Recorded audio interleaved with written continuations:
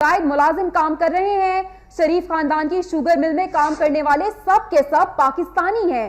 ताहिरुल कादरी को हित्तक इज्जत का नोटिस भी भिजवाया जाएगा। ताहिरुल कादरी साबित शुदा झूठे हैं, उनको अदालत लेकर जाएंगे, ये कहना था यूसुफ अब्बास शरीफ की जानिब से।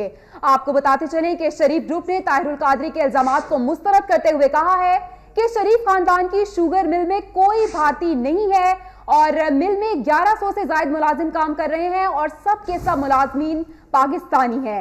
ताहिरुल कादरी को हित्तक इज्जत का नोटिस भिजवा रहे हैं। ताहिरुल कादरी साबित शुदा झूठे हैं, उनको अदालत भी लेकर जाएंगे, ये कहना है यूसुफ अब्बास शरीफ की जानिब से। एक बार फिर आपको आगाह करें साम खबर से। डॉक्टर ताहिरुल कादरी ने इल्जाम आयद किया है कि शरीफ खानदान की शुगर मिलों में काम करने वाले भारतीयों की फहरिस्त में 300 भारतीय ऐसे हैं जो शुगर मिल में काम कर रहे हैं। आउट ऑफ द वे वीजे जारी किए गए हैं। उन्होंने इल्जाम लगाया तो दूसरी जानिब शरीफ ग्रुप ने इन इल्जामात को मुस्तरद कर दिया है और यह कहा गया कि शरीफ खानदान की शुगर मिल में कोई भारतीय काम नहीं करता।